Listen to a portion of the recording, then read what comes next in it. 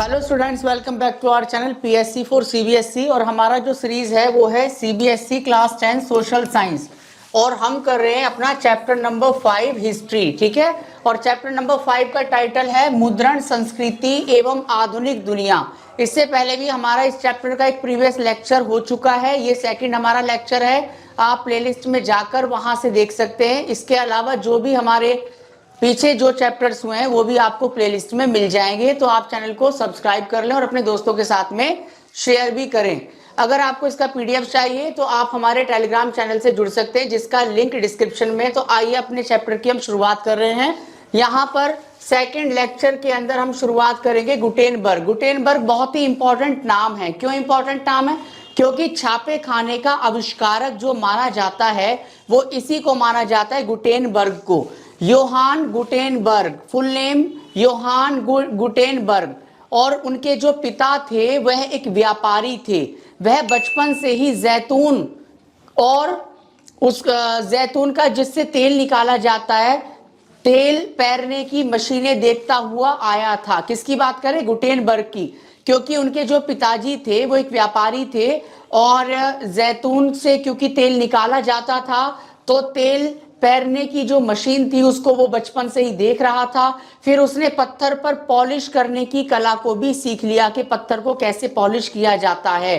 सुनारी और अंत में शीशे की इच्छित आकृतियों में गढ़ने में उसने महारत हासिल कर ली। ठीक है, उसने पत्थर पर पॉलिश करना, सुनारी करना और अंत में शीशे की, मतलब जिस इच्छित का मतलब है जैसी उसकी इच्छा होती, जिस आकृति को, जिस शेप को वो चाहता था उस आकृति में गढ़ने में उसने महारत हासिल कर ली। अपने ज्ञान और अनुभव का प्रयोग उसने अपने नए आविष्कार में किया। उसने क्या किया? अपने ज्ञान और अनुभव का प्रयोग अपने आविष्कार के अंदर किया। और कौन सा आविष्कार किया था? छापे खाने का आविष्कार।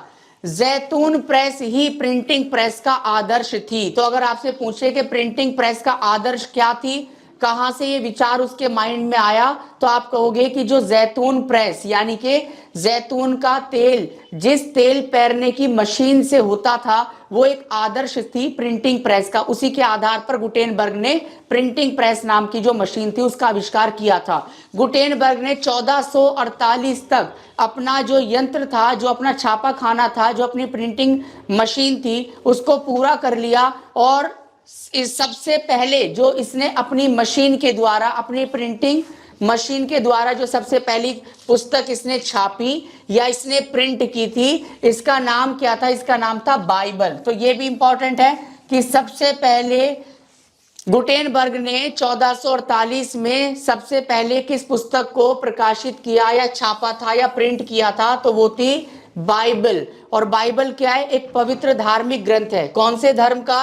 ये ईसाई धर्म का एक महत्वपूर्ण धार्मिक ग्रंथ है। अगला टॉपिक है हमारा मुद्रण संस्कृति और इसका असर। देखिए, मुद्रण संस्कृति का क्या क्या असर पड़ा था लोगों पर, समाज पर, लोगों के जीवन पर, ठीक है, और अन्य वर्गों पर। तो यहाँ पर 3-4 पॉइंट्स हैं जिनके द्वारा मुद्रण संस्कृति का प्रभाव बताने का प्रयास किया जा रहा है।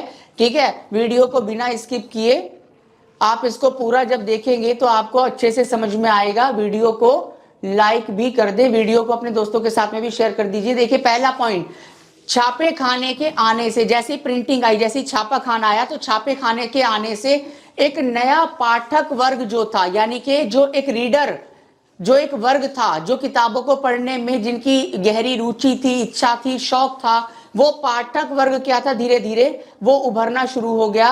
एक नए प्रकार के पाठक वर्ग का उदय हुआ या नया पाठक वर्ग पैदा हुआ। छपाई में लगने वाली लागत, जो अभी किताबों को छापने में जो ज्यादा पैसा लगता था और ज्यादा मेहनत लगती थी, तो वह लागत और वह श्रम भी क्या हो गया? कम। छपाई से किताबों की कीमत क्या हो गई? गिर गई। ठीक है, पहले हाथों से किताब छपती थी तो महंगी होती थी। अब छापे खाने से बेटा क्या हुआ? उसकी लागत जब कम आई, जब कम पैसे में छप रही हैं तो किताब में जो किताबें थी वो मार्केट में बिकेंगी भी कैसी? सस्ती बिकेंगी। तो अब किताबों की कीमत थोड़ी सी गिर गई और किताबें मार्केट में जो महंगी होती थी वो सस्ती लोगों को उपलब्ध होने लगी। मुद्रण क्रांति के कारण, जैसी जो प्रिंटिंग एक रिवॉल्यूशन हुआ, मुद्रण क्रांति आई, तो जो जनता श्रोता थी, मतलब कि जो अभी तक बस एक व्यक्ति पढ़ रहा है स्टोरी और 4 लोग उसको बैठकर सुन रहे हैं, तो उसको बोलते हैं श्रोता। श्रोता क्या है? श्रोता है लिसनर, यानी सुनने वाला। अब वो श्रोता किस में कन्वर्ट हो गया? श्रोता अब पाठक वर्ग में बदल गया। यानी कि अभी तक क्या होता था कि जैसे एक व्यक्ति है, उसके पास एक किताब है, तो वो रीड कर रहा है और बहुत सारे जो लोग हैं एक ग्रुप में वो बैठे हैं या वो उसकी बात को ध्यान से सुन रहे हैं जब वो रीड कर रहा है। लेकिन अब जब किताबें मार्केट में उपलब्ध हो गई तो क्या हो गया? अब हर एक आदमी के पास में किताब आ सकती थी, उसके हाथ में किताब आ सकती थी। इसीलिए श्रोता वर्ग किस में कन्वर्ट हो गया? पाठक वर्ग में बदल गया। किताबें समाज के व्यापक तबके तक पहुंच चुकी थी। समाज के एक लंबे तबके तक किताबों की पहुंच हो गई थी। अब सामान्य वर्ग का व्यक्ति भी अपने कम पैसों के अंदर किताबें खरीद सकता था, क्योंकि छापे खाने से के आने से किताबों की कीमतों में काफी क्या आ गई थी? काफी गिरावट आ गई थी। और उसके बाद में आप देखोगे धार्मिक विवाद एवं मुद्रण, यानी कि प्रिंट का डर। अब जब किताबें बहुत ज्यादा छपने लगी तो देखिए अभी तक लोग जो भी लोग होते थे, जो भी छापे खानों में किताबें छाप रहे थे या जो पांडुलिपि हाथ से लिखी जा रही थी, उनका जो टॉपिक होता था, उनका जो विषय होता था, वो होता था धर्म, धर्म और केवल धर्म। ठीक है, वो धर्म पर या फिर ईसा मसीह पर या चर्च पर या धार्मिक व्यवस्था पर या धार्मिक अंधविश्वासों पर या किंवदंतियों पर या सुनी सुनाई बातों के ऊपर। यानी उनका मेन टॉपिक क्या होता था? रिलेटेड टू धर्म, यानी कि रिलेटेड टू रिलीजन। इससे संबंधित केवल वो सामग्री को प्रिंट कर रहे थे। लेकिन अब क्या हुआ? अब जब प्रिंटिंग का जो आविष्कार हुआ तो जो अनेक सब्जेक्ट थे, जो अनेक टॉपिक थे लोगों के जीवन से जुड़े हुए, जैसा भी मैंने आपको बताया, फूल साजी का टॉपिक था, रसोई का टॉपिक था, महिलाओं के जीवन से जुड़ा हुआ टॉपिक था, कहानी थी, कविताएं थी, उपन्यास थी, आत्मकथाएं थी, जीवनी थी, ये जो सारे टॉपिक थे, अब धीरे धीरे कर कर इन पर भी पुस्तकों को छापा जाने लगा। विज्ञान की किताबें छपी, गणित की किताबें छपी, समाज को लेकर अन्य किताबें छपी। तो इससे क्या हुआ? कई बार लोगों ने क्या किया? कई बार लोगों ने धर्म पर ही क्वेश्चन मार्क लगाना शुरू कर दिया, धर्म के विरुद्ध कुछ बातें लिखनी शुरू कर दी, लोगों को मानवतावाद की बात सिखाने लगे। उन्होंने कहा जो चर्च में सिखाया जाता है वो सब अंधविश्वास है। इस तरीके की जब बातें हुई तो भैया कौन भड़क गए?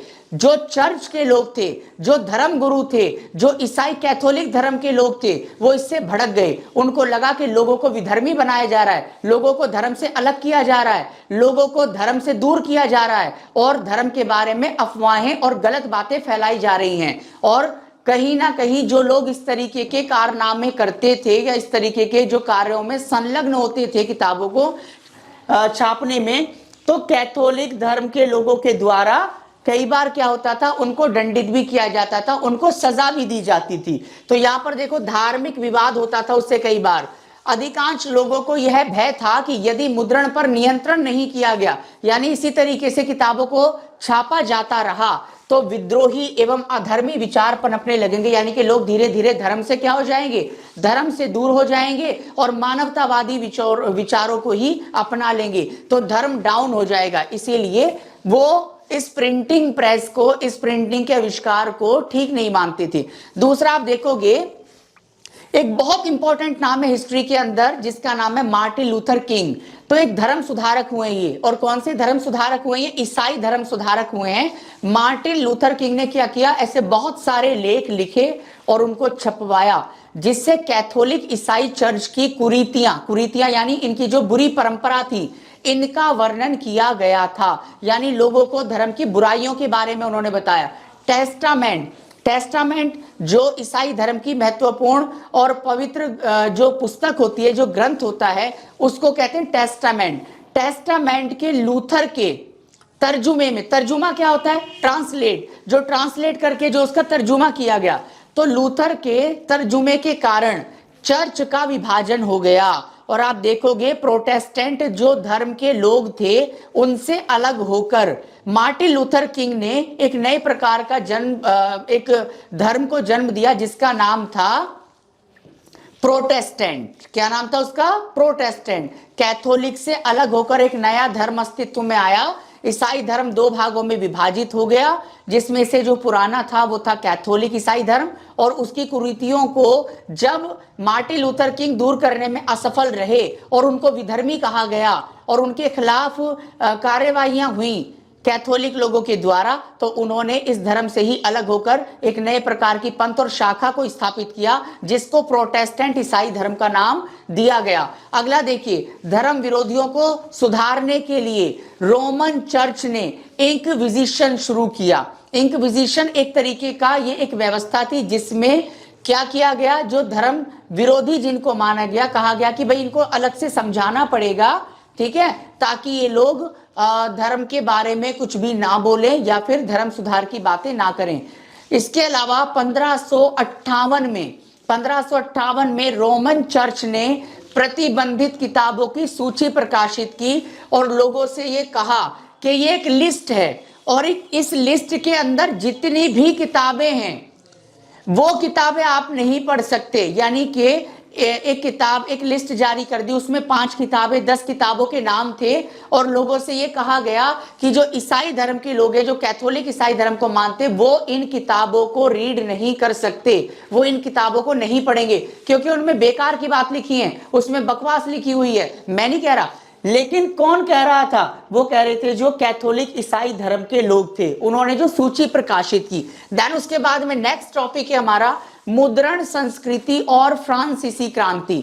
मुद्रण संस्कृति का प्रभाव ऐसा पड़ा कि फ्रांस के अंदर तो क्रांति ही हो गई। किसके खिलाफ हुई थी? लुई 16 के खिलाफ हुई थी। किसने की? Napoleon Bonaparte. Napoleon Bonaparte was the hero of the Russian Revolution and Russian Revolution was started in the July 1789। कई इतिहासकारों का मानना है कि मुद्रण संस्कृति ने ऐसा माहौल बनाया जिसके कारण फ्रांसीसी क्रांति की शुरुआत हुई। इनमें से कुछ कारण निम्नलिखित हैं। क्यों कहा ऐसा जाता है कि मुद्रण संस्कृति की वजह से फ्रांसीसी क्रांति हुई? आपको 4 पॉइंट्स यहां पर बताए जा रहे हैं जिसके द्वारा आप बता सकते हो क्यों ऐसा कहा जाता है। तो सबसे पहले यहां फर्स्ट पॉइंट है, छपाई के चलते, जो छापे खाने के द्वारा जो छपाई हुई उसकी वजह से विचार एक जगह से दूसरी जगह फैले, विचारों का प्रसारण हुआ, प्रचारित हुए विचार और स्प्रेड हो गए यानी फैल गए। लेखन परंपरा ने अविश्वास का मतलब यानी कि एक तरीके से अंधविश्वास और जो राजा की निरंकुशता थी, इस निरंकुशवाद की आलोचना की। किसने आलोचना की? लेखन परंपरा ने। इसके अलावा रीति रिवाजों की जगह विवेक के शासन पर बल दिया गया। ये कहा कि देखो हमारे पूर्वज ऐसा करते आ रहे तो कोई जरूरी नहीं है कि हम भी ऐसा करें। ये हो गई रीति रिवाज की बात। और मुद्रण संस्कृति ने कहा कि हमें रीति रिवाजों की जगह विवेक पर बल देना चाहिए, हमें अपनी बुद्धि से ये देखना चाहिए कि ऐसा हमें करना चाहिए या नहीं करना चाहिए। इसके अलावा चर्च की धार्मिक एवं राज्य की निरंकुशता पर भी हमला किया गया। जो धर्म था, जो अपने सारे अधिकारों को सुरक्षित जिसने किया हुआ था और जो राजा अपनी निरंकुशता कर रहा था, लोगों के ऊपर जुल्म और अत्याचार कर रहा था, इसकी भी आलोचना की गई मुद्रण संस्कृति में। मुद्रण संस्कृति ने वाद विवाद की संस्कृति को जन्म दिया। अभी तक लोग डरते थे, अभी तक लोग एक दूसरे से डिस्कशन नहीं करते थे खुले तौर पर, लेकिन जब मुद्रण संस्कृति आई, लोग किताबों के संपर्क में आए, है ना, एक नए पाठक वर्ग का उदय हुआ और उन्होंने अपने अपने शौक भी पूरे किए पाठक बनकर, तो इससे वाद विवाद की एक नई प्रकार की संस्कृति को भी जन्म मिला। और इसके आगे जो हमारा टॉपिक है वो है 19वीं शताब्दी में मुद्रण। 19वीं शताब्दी में मुद्रण के बारे में बताया गया। 19वीं शताब्दी की जब बात करेंगे तो 19वीं शताब्दी का मतलब आप समझ लें क्या है। 19वीं शताब्दी का अर्थ है 1800 से लेकर, यहाँ पर 1800 से लेकर और 1900, ये जो 100 साल है इसको कहा गया है भाई 19वीं सदी या 19वीं शताब्दी। और इस 19वीं शताब्दी के अंदर मुद्रण की स्थिति क्या थी और कैसे इसने प्रभाव डाला, इसके बारे में चर्चा करेंगे। फर्स्ट पॉइंट है 19वीं सदी में यूरोप के अंदर आप देखोगे साक्षरता में जबरदस्त उछाल आया। किसके अंदर? साक्षरता। साक्षरता क्या होता है? यानी कि जो लोग अभी तक पढ़े लिखे नहीं थे, अब वो धीरे धीरे अक्षरों का उनको ज्ञान आ गया और वो धीरे धीरे पढ़ना और लिखना उन्होंने शुरू कर दिया, सीख गए। साक्षरता बहुत तेजी से बढ़ी, इससे पाठकों का एक नया वर्ग बनकर सामने आ गया। पाठक किसको कहते हैं? रीडर्स। अब रीडर्स के अंदर देखिए बच्चे भी शामिल हो गए और भी महिलाएं शामिल हो गई, और यहां तक कि मजदूर जो लोग थे, मजदूर लोग, वह भी अब किताबों को पढ़ने लगे। इसके अलावा सेकंड पॉइंट है हमारा बच्चों की कच्ची उम्र। बच्चों की उम्र कैसी बताई जाती है? कच्ची उम्र। क्यों? क्योंकि वह इस उम्र में परिपक्व नहीं होते हैं, मैच्योर नहीं होते हैं, और कई बार इस अपरिपक्वता के कारण उनके दिमाग में बहुत सारे विचार गलत भी आ जाते हैं। तो बच्चों की कच्ची उम्र और अपरिपक्व दिमाग, यही अनमैच्योर जो माइंड होता है, उसको ध्यान में रखते हुए उनके लिए अलग से किताबें लिखी गई है ना। जो मेंटल जो सिचुएशन थी छोटे बच्चों की, उनके दिमाग को ध्यान में रखकर भी अब किताबें लिखी जाने लगी। थर्ड पॉइंट है कई महिलाएं पाठिका के साथ साथ, अभी तक वो केवल क्या थी? पाठिकाएं, यानी कि रीडर, लेकिन अब इसके साथ साथ वो क्या बन गई? राइटर भी बन गई, यानी वो लिखती भी थी और वो पढ़ती भी थी। ठीक है, इससे उनका महत्व और ज्यादा क्या हो गया? बढ़ गया। और लास्ट पॉइंट है हमारा इसका,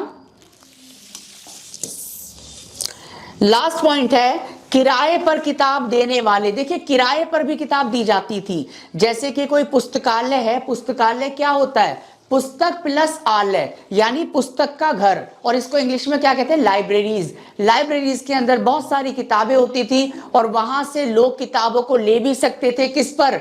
किराए पर किताब ले सकते थे और पढ़ने के बाद में उनको वापस लौटा सकते थे। तो किराए पर किताब देने वाले जो पुस्तकालय होते थे वो भी अस्तित्व में आए।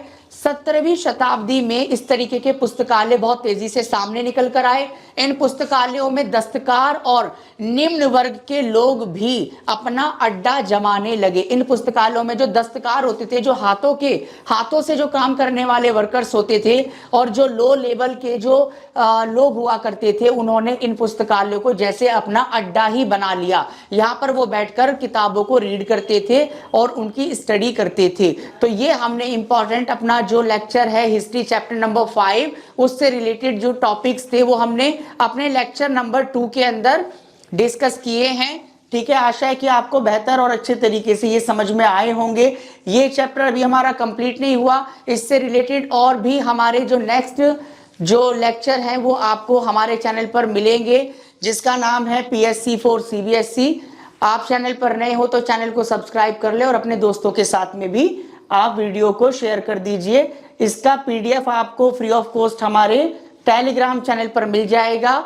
उसमें ऐड होने के लिए आपको जो लिंक है वो हमारे डिस्क्रिप्शन में दे दिया गया है, वहां से आप जुड़ सकते हैं। तो ठीक है, मिलते हैं अगले लेक्चर में, तब तक जुड़े रहिए PSC for CBSE। Thank you.